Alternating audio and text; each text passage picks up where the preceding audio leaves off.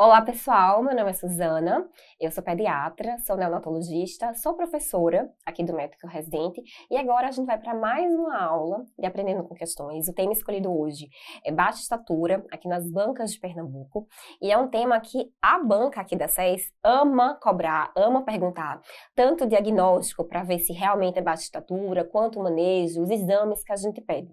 Então, vamos lá começar, pelo menos começando com um resuminho do que é baixa estatura e de como a gente faz essa investigação. Eu pedi para deixar o slide em branco, que eu gostaria de fixar com vocês alguns conceitos importantes em baixa estatura. O primeiro deles é a aferição dessa criança. Eu não preciso dizer que para a estatura, como peso, como para qualquer outra medida antropométrica de uma criança, eu preciso ter muito cuidado e fazer de forma muito criteriosa. Por quê? Se eu estou investigando um dado alterado, um peso, uma estatura, eu preciso ter certeza da minha medida.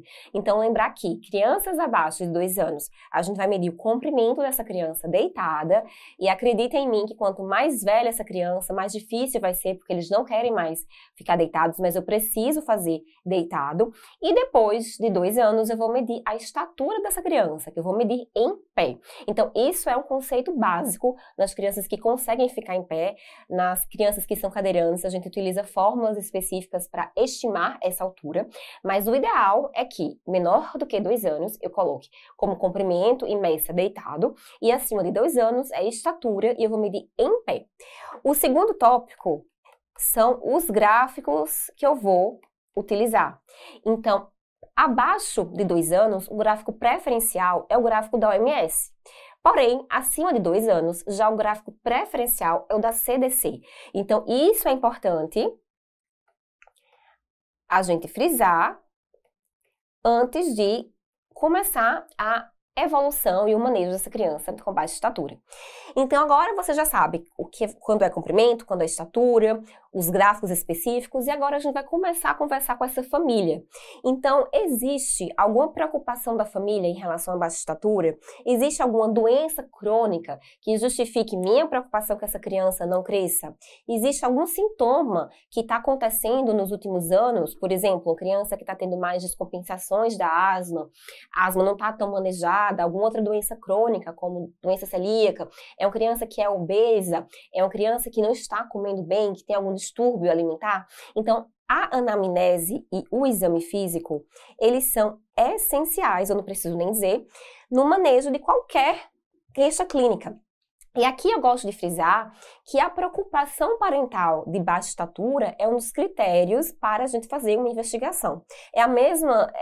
No mesmo pensamento, se uma mãe chega para você dizendo que acha que o filho não escuta, investigue essa queixa, porque também é validado como um sinal de alerta. Então, a gente já sabe como aferir, qual gráfico utilizar, a gente já conversou com essa família, e agora a gente precisa ver se existe mesmo baixa estatura. Então, qual a definição de baixa estatura?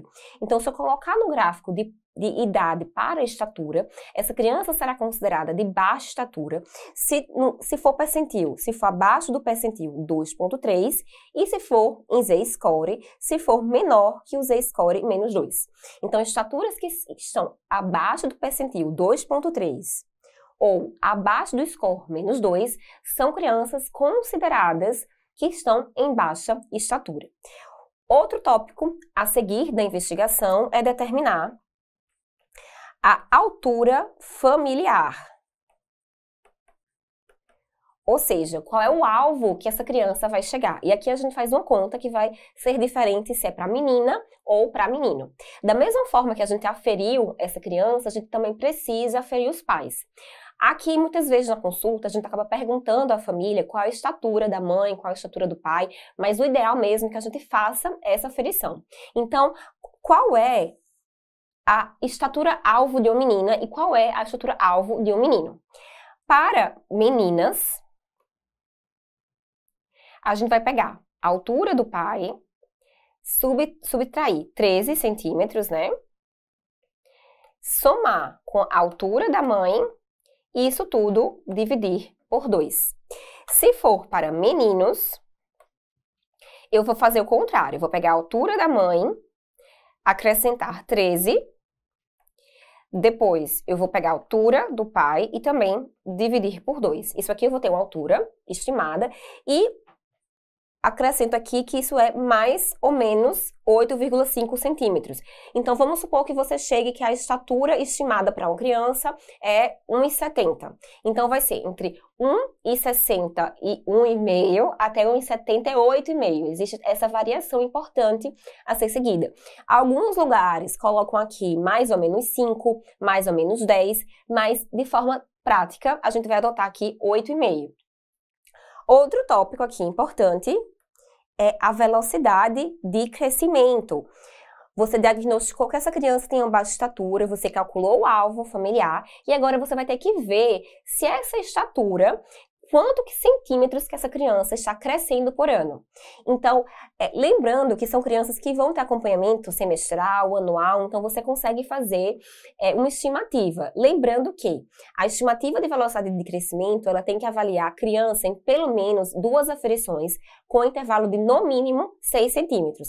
Então, se você viu a criança em janeiro e vai ver a criança em abril, você não pode estimar a velocidade de crescimento, porque a diferença entre os meses é muito curta. Mas se você viu em janeiro e essa criança voltou em setembro, você pode utilizar esse gap, né, esse delta de 9 meses e fazer uma regra de 3.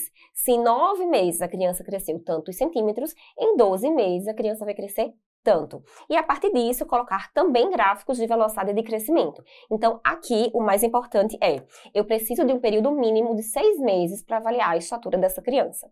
E essa velocidade vai ser considerada baixa quando tem uma criança de 2 a 4 anos que está crescendo menos do que 5,5 centímetros por ano. Se eu tenho de 4 a 6 anos e está crescendo menos do que 5 centímetros por ano, e de 6 anos até a puberdade, aí vai modificar se é meninos ou meninas. Meninas, a gente vai considerar que está crescendo com a velocidade de crescimento baixo, se for menor do que 4,5 centímetros por ano, e meninos abaixo de 4 centímetros por ano. Então, todas essas variáveis, elas são importantes para a gente investigar a baixa estatura. E por último, vou colocar aqui a idade óssea. A gente pede a idade óssea, a gente vai pegar o punho esquerdo dessa criança, fazer uma radiografia e através de métodos, que existem vários, mas o mais apropriado e o mais indicado é o Greenwich, a gente vai ver qual a idade do osso dessa criança. Então, se a criança tem 8 anos, a idade óssea está 6, se a criança tem 10, a idade óssea está 11, a idade óssea está 10. Então, cada idade óssea vai trazer para mim um prognóstico diferente e vai me ajudar a estratificar se é uma criança que tem uma doença de base, se é uma estatura baixa familiar, se é uma doença genética, ajuda muito no diagnóstico. Os 2 diagnósticos mais comuns em baixa estatura é se é de fato familiar, se eu tenho uma criança que o alvo é 1,60 m, e a criança está com um percentil da família, no gráfico da família, eu não posso esperar que essa criança tenha 1,80 m, 1,85 m. Então, a gente também precisa ser muito criterioso em saber se essa baixa estatura é de fato familiar ou se é algo constitucional, é aquela criança que está crescendo mais devagar, mas que cresce, que tem potencial de chegar no seu alvo. Então, as 2 principais causas de baixa estatura são essa. É uma baixa estatura familiar ou constitucional. A gente tem a impressão de que a maioria das baixas estaturas são de causa endócrina. Então, vamos encaminhar para o endocrinologista, vamos fazer exame de tireoide, vamos pesquisar alguma doença gastrointestinal. Mas essas causas secundárias, elas são muito menos frequentes, cerca de 10%, 15% dos casos.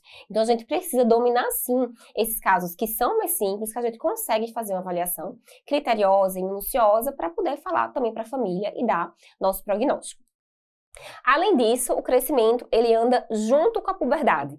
Então, eu trouxe aqui, para falar da genitália do menino e da menina, que é para poder a gente entender a correlação entre puberdade e crescimento. No menino, ele vai entrar em puberdade aqui, com o aumento testicular. Então, quando esse testículo ele começa a ter mais do que 4 centímetros cúbicos, ou seja, ele aumentou de volume, então a gente já tem um menino que está em puberdade. E por que isso é tão importante? Porque é depois desse aumento testicular que essa criança vai ter o estirão de crescimento. Então, se você avalia uma criança que tem 10 anos, se queixa de baixa estatura, mas não entrou em puberdade ainda, o prognóstico dele é muito melhor, porque ele ainda vai ter o estirão, ele ainda vai crescer muito quando essa puberdade de fato começar. Então, a relação é mais ou menos assim: eu aumento o testículo, depois eu aumento esse pênis e depois a gente vai falar também da pilificação na genitália masculina. Então, mais ou menos com 9 anos e meio até 13 anos e meio, lembrando que puberdade precoce em meninos é considerada quando esse aumento testicular ele acontece antes de 9 anos. Então, por mais ou menos nessa idade, a gente vai ter esse aumento testicular. Depois, a gente vai ter esse aumento do pênis, inicialmente na extensão dele, depois em grossura, e lá para os 11 anos e meio e 16 anos a gente vai ter um aumento do diâmetro, vai ter modificações na glande e vai ter também continuar tendo o crescimento dos testículos e do escroto, e a pele vai escurecer. E por volta dos 12 anos até os 17, esse testículo está no aspecto adulto. Percebam, a variação de idade é muito grande, então o que a gente tem de critérios? Então a puberdade ela vai acontecer entre 9 e 13 anos em meninos. Se ela é antes do que 9 anos, ela é considerada uma puberdade precoce, e depois dos 14 anos, ou seja, se até 14 anos o menino não tiver esse aumento testicular, vai ser considerada uma puberdade tardia. E lembrando que é depois desse G2 que esse crescimento vai aumentar. Então, é comum que antes disso a velocidade do crescimento abaixe, como eu mencionei, que entre 6 anos e a puberdade nos meninos, essa velocidade vai estar em média 4 centímetros por ano, e quando essa puberdade acontece, começa esse crescimento vai ser mais acelerado. E aqui a gente fala dos pelos pubianos, que também começa no P1, que não tem nenhuma pelugem. Então, aquela criança que não tem sinais de puberdade, ela não é G0, P0, ela é G1, P1. Então, toda criança que não está púbere, ela é G1, P1. Já no P2, que é ali por volta de 11 a 15 anos, e vocês entendem que essa pilificação ela vai acontecer depois desse aumento testicular, você tem os pelos longos, ligeiramente pigmentados, inicialmente na base do pênis, depois ele vai crescer para o pubis, e depois você vai ter uma pelagem do tipo adulto, com essa área coberta menor do que adulto, mas está em crescimento, até lá por volta de P5, que já está no padrão de adulto. Já nas meninas é um pouco diferente, porque a puberdade se inicia com o desenvolvimento das mamas. Então, M1 é quando eu não tenho essas mamas elevadas, né? Já na M2 é quando eu vou começar o meu crescimento da glândula mamária. Essas mamas, ela tem uma base de botão, você percebe que essa mama está elevada e a areola ainda é muito pequena, isso já é M2, é quando a puberdade vai iniciar em meninas. Ali por volta de 10 a 14 anos, novamente frisando esse intervalo, como é grande, você tem um maior aumento da mama, né? Não separa os contornos. Depois você vai projetar a areola. E depois, quando ela está no aspecto mais maduro, você tem uma saliência somente nas papilas da mama. Então, essa seria a gradação da puberdade feminina. Lembrando que aqui a gente vai começar a puberdade, então as crianças que são pré-púberes, né, que não estão púberes, elas são no mínimo M1, e que depois desse M2 é que a gente vai ter esse aumento de estatura. E por volta ali do M3, M4, a gente vai ter a menstruação. Então, o desenvolvimento puberal ele tem correlação com o crescimento e com a menstruação da menina. E lembrando também que vocês percebem como isso acontece em fase, né? Primeiro eu vou aumentar a glândula, depois eu vou aumentar esse contorno, depois eu vou aumentar a areola. E também tem os pelos pubianos, né? Que primeiro eu vou ter pelos bem pouco pigmentados, eles são mais finos, depois eles são mais escuros.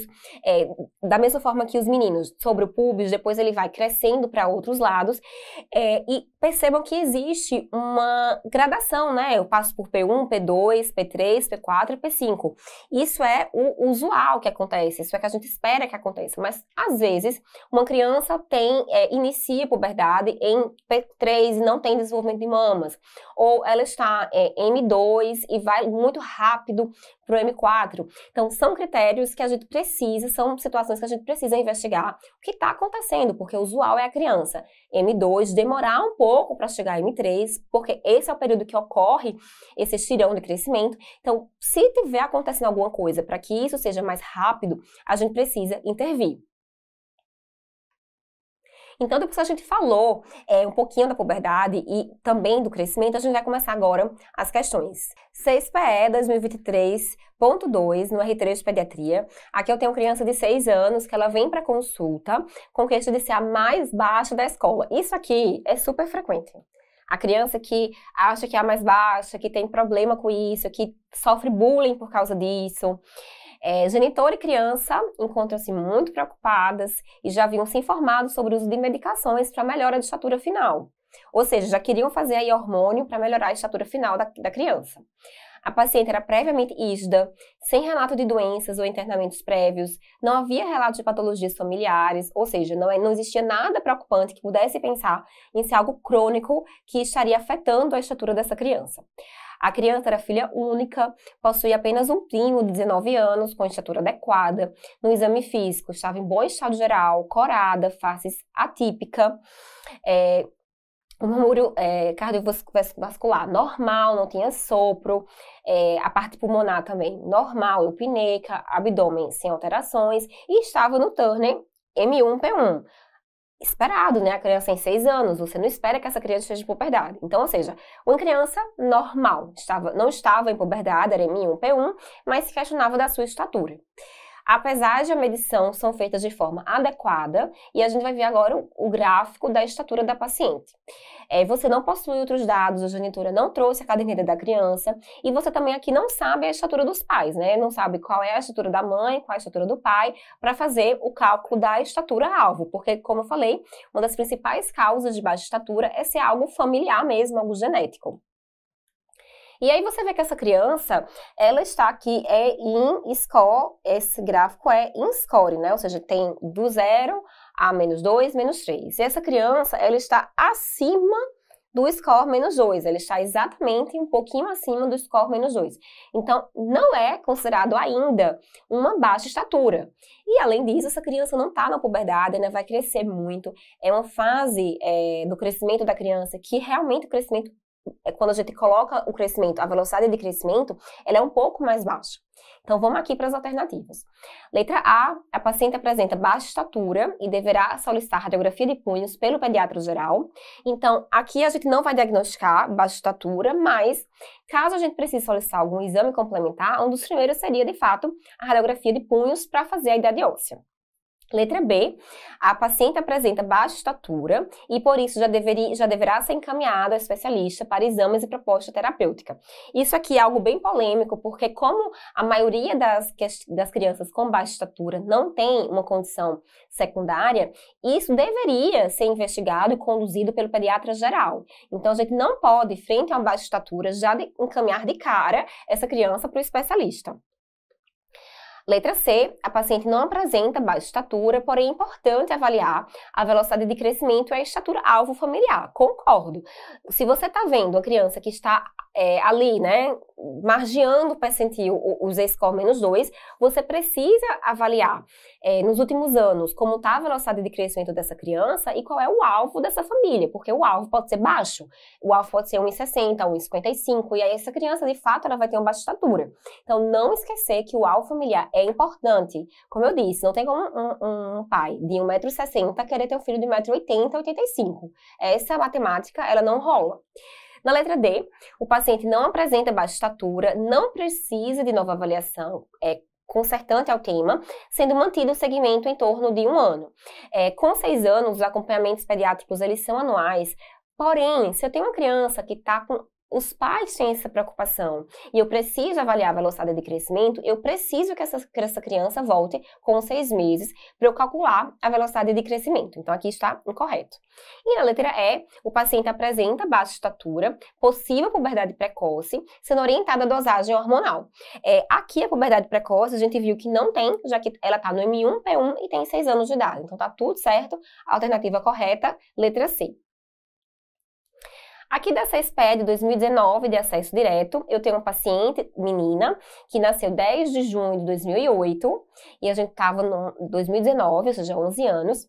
Na consulta atual, ela está no Tanner M3P2, então essa criança já está em puberdade. Então, como a consulta é em 2018 e a criança nasceu em 2008, ela está ali, tem uns 10 anos, né? E já está em M3P2.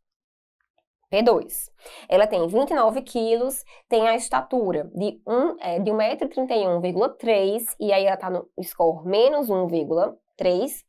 Não teve menarca ainda, mas está próximo, né? Já tá ali no M3P2. A estatura da mãe é 1,63 e a do pai é 1,73. Em consultas anteriores, apresentava os seguintes dados, né? A estatura anterior é de 127,8. E depois ali em 10 de 2017, 125, e em 2017 em maio, estava com 123. Ou seja, ela diminuiu, né? Aqui está 125, aqui está 123.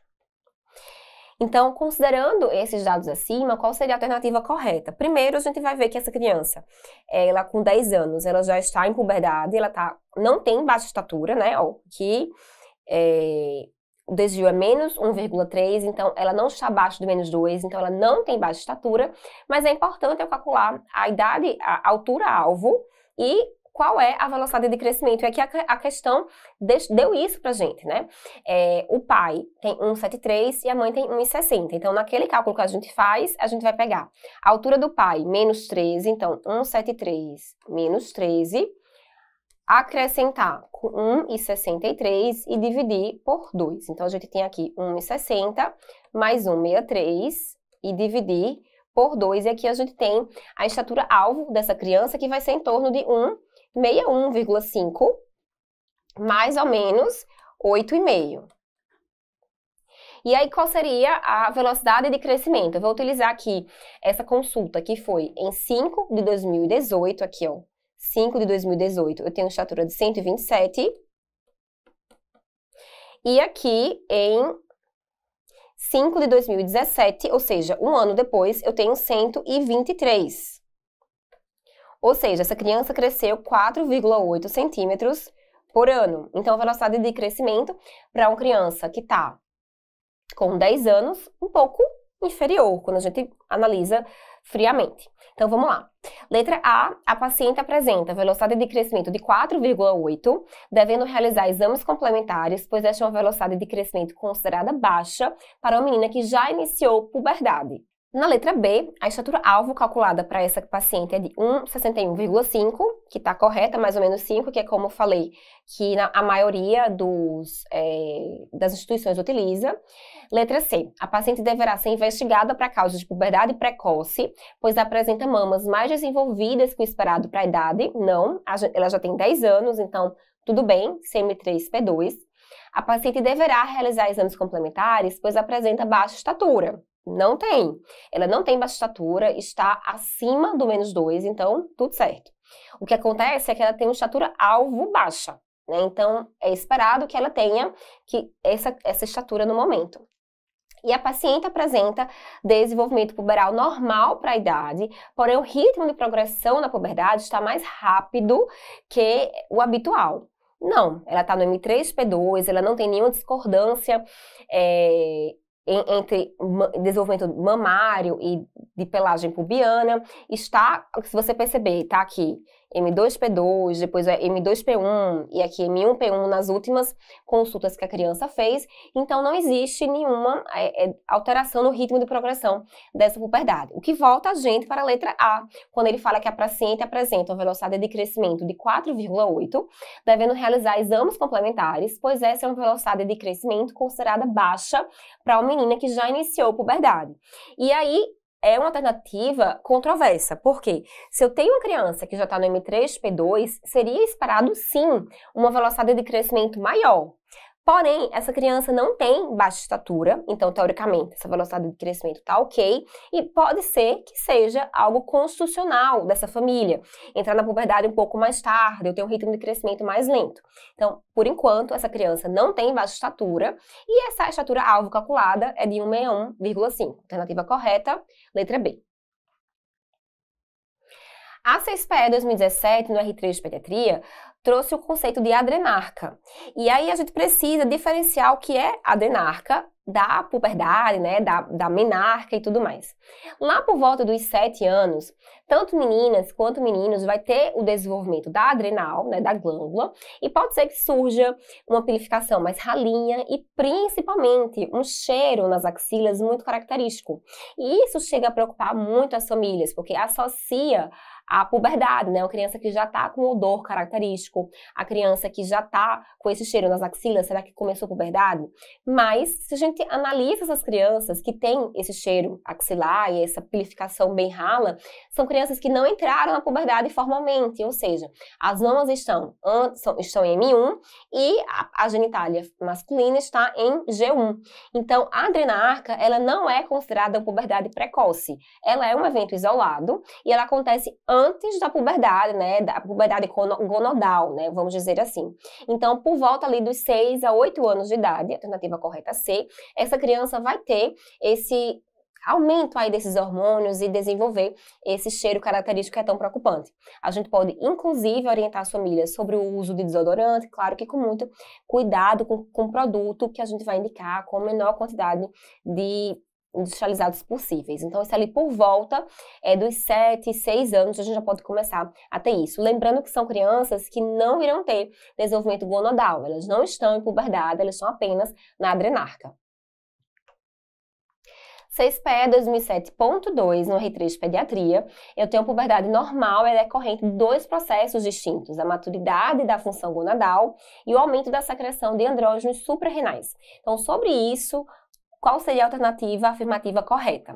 Na letra A gonadarca é caracterizado pelo aumento dos andrógenos suprarrenais e se inicia aproximadamente dos 9 a 10 anos para as meninas e 7 a 8 anos para as meninas, mantendo ali até os 13, 15 anos. Então, a gonadarca, se a gente for utilizar a gonadarca, seria o ovário, né, e o testículo. Então, não seria andrógenos suprarrenais.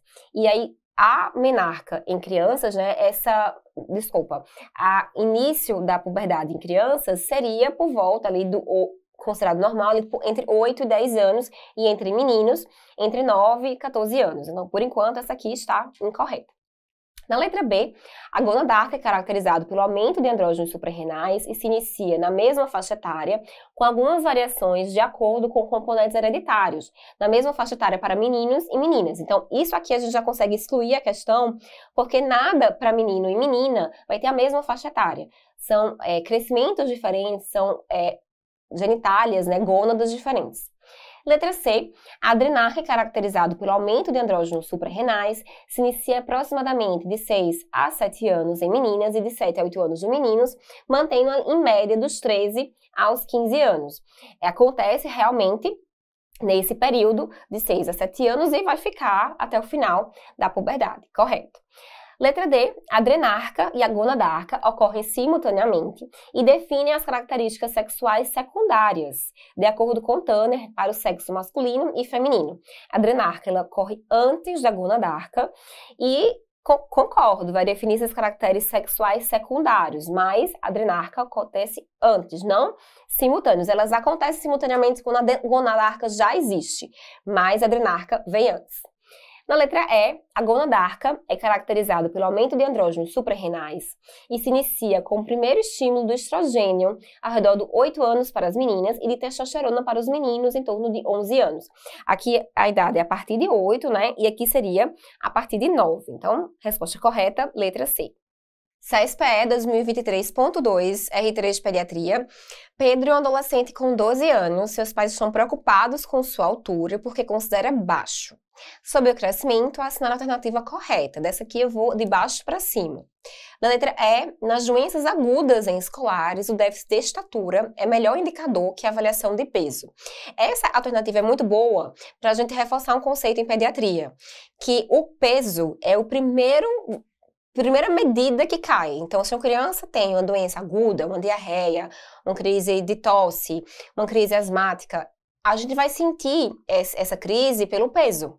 A estatura é um determinante muito bom da vida dessa criança, da nutrição dessa criança. Então, para alguma coisa comprometer a estatura, precisa ser algo muito crônico. Então, aqui, nas doenças agudas, eu vou ter um comprometimento do peso muito maior do que o comprometimento na estatura. Se alguma coisa está chegando a impactar o crescimento dessa criança, eu preciso investigar alguma doença mais crônica. Na letra D, para o cálculo da estatura-alvo no sexo masculino, ao realizar o cálculo, você subtrai 13 da altura do pai antes de realizar a medida com a altura da mãe. Então, a gente vai lembrar aqui que para calcular a estatura-alvo em meninos, a gente vai pegar a altura da mãe mais 13, somar com a altura do pai e dividir por 2. Então, aqui está incorreto. Na letra C, na determinação da idade óssea em meninos, é importante destacar que eles crescem até uma idade óssea de 14 anos. E aí vamos parar para pensar na lógica da alternativa. Se a puberdade em meninos ele pode acontecer entre 9 a 14 anos, uma criança que começou a puberdade com 13, ela não vai crescer até 15, ela vai crescer até onde a idade óssea permitir. Então, a idade óssea, a gente tem como parâmetro que a criança vai, mesmo que quando menstrua, que quando tem a primeira ejaculação, essa criança continua crescendo, claro que com velocidade inferior, mas continua crescendo até aí seus 17, 18 anos. Então, essa aqui está incorreta. E na letra B, para determinar se o adolescente está com bom crescimento adequado, é importante verificar a estatura no gráfico de crescimento, sendo de menor valor a velocidade de crescimento. A velocidade de crescimento é um dado importante e para alguns autores de endocrinologia, ela é considerada um sinal vital de crescimento dessa criança. Então, não existe como você interpretar crescimento sem avaliar quanto essa criança está crescendo por ano. É um dos fatores, um dos critérios mais importantes. E letra A, no caso das meninas, o estirão de crescimento ocorre no início da puberdade. Correto, porque a gente tem o M2, né, quando essa glândula começa a crescer, eu começo a ter o estirão, e quando essa criança vai entrar, vai ter a primeira menarca, essa velocidade de crescimento, ela vai reduzindo. Diferente de meninos, que eu vou ter lá o crescimento gonadal, eu vou crescer, e esse crescimento, ele continua por mais tempo, né, então ali pro G2, G3, é que essa criança vai atingir esse pico de crescimento em estatura. Alternativa correta, letra A. Na CSPE 2022 R3 de pediatria, eu tenho um menino de 11 anos que ele é atendido em consultório de pediatria para avaliar a estatura. A família queixa-se que o menino é o menor da sala, então essa queixa a gente precisa levar à frente, né? Se a família tem uma queixa com a estatura da criança, isso é importante para ser avaliado. Embora perceba que ele cresce de um ano para outro, ele mantém a mesma curva no gráfico do crescimento. Isso aqui também é importante. Ainda não foi identificado o surgimento de sinais de puberdade, ou seja, uma criança de 11 anos, que ele já ainda está no G1, P1, não começou a puberdade. Então, é comum que antes do início da puberdade, a velocidade de crescimento esteja naturalmente mais baixa, porque a gente sabe que essa criança vai entrar na puberdade e esse crescimento vai aumentar. Na consulta, a pediatra observou que o menor se encontra no score -2 da curva de estatura para a idade, e em relação a esse caso, qual a alternativa correta? Então, você vê que é uma criança que está em -2, provavelmente uma baixa estatura, mas de onde é que está vindo essa baixa estatura? Letra A. Como o menor se encontra no -2, deve ser realizada investigação para deficiência de hormônio de crescimento. Calma lá, jovem, eu acho que isso é uma das queixas e uma das dúvidas mais frequentes. Como eu falei aqui já na aula, 90% desses casos de baixa estatura, eles são de causa ou familiar ou constitucional. Então, se eu tenho uma criança que está ali no score -2, eu não preciso de cara pedir GH e GFBP3. Não, eu preciso ver velocidade de crescimento, estatura-alvo, se tem alguma outra comorbidade, porque, na imensa maioria, eu não preciso fazer nenhuma investigação adicional. No máximo, a idade óssea e, no máximo, alguns outros exames laboratoriais simples, mas hormônio de crescimento, ainda não. Como o menor não apresenta sinais de desenvolvimento de caracteres secundários, podemos concluir que se trata de um retardo constitucional do crescimento e puberdade. Provável, mas assim, eu precisaria também de uma velocidade de crescimento, colocar um pouquinho na estatura, para eu saber, para eu dizer que não é baixa estatura familiar ou uma constitucional, eu precisaria saber a estatura-alvo dos pais e também a idade óssea. Por quê? No atraso constitucional, eu tenho uma idade óssea que ela está menor do que a idade óssea a idade cronológica da criança. Mas se eu tenho uma baixa estatura familiar, eu tenho idade óssea que está compatível com a idade cronológica. Então, essa aqui fica como interrogação, mas não considero correta. É necessário avaliar a estatura do menor em relação à estatura-alvo familiar. Corretíssimo. Porque se eu tenho uma criança que está no -2, qual é o alvo dessa família? Ele está dentro desse alvo? Ele está crescendo com essa velocidade adequada? Letra D. Se a estatura-alvo familiar for no -2, mesmo que o menor apresente baixa velocidade de crescimento, é considerado baixa estatura familiar. Como eu falei, para eu saber que é baixa estatura familiar e separar de atraso constitucional, eu preciso saber estatura familiar, velocidade de crescimento, idade óssea, para poder fechar que é baixa estatura familiar ou se atraso constitucional. E na letra E, é necessário realizar dosagens de TSH, ACTH, LH, FSH para afastar, né, hipopituitarismo, pois o diagnóstico mais provável é a deficiência de hormônio de crescimento. O diagnóstico mais provável não é a deficiência do hormônio e eu não preciso fazer essas dosagens agora. Quando é adolescente, você sempre quer achar que é o hormônio de crescimento, um problema de tireoide, quando você é um adolescente. Mas quando você começa a avaliar esses pacientes, você percebe que a maioria são de causa familiar e a estatura-alvo é mais baixa. Então, alternativa correta, letra C. 6PE 2021 foi o R4 de GO, então aqui vocês vejam que também cai nas provas de obstetrícia esse assunto. A genitora leva sua filha de 7 anos a um ambulatório de ginecologia porque iniciou menstruação há 1 semana. Então aqui vocês percebam que tem 2 problemas aqui importantes. É uma criança de 7 anos que ela já menstruou. Então, a menstruação, ela ocorre em média no M3. Então, é uma criança que tem puberdade precoce, com certeza. Se ali já, com 7 anos, ela já menstruou, então pode acontecer 2 coisas. Ela entrou em puberdade precoce, de fato, né, antes dos 8 anos, mas também pode ser uma não sincronia desses eventos, né? Ela não tem glândula mamária e já menstrua. Então, de qualquer forma, é uma criança que está completamente muito precoce. Aparecimento das mamas e pelos pubianos, sendo que esses surgiram antes e sequenciais, primeiro as mamas, depois os pelos e agora a menstruação. Então aqui já esclareceu que provavelmente já foi no período, na gradação certa, né?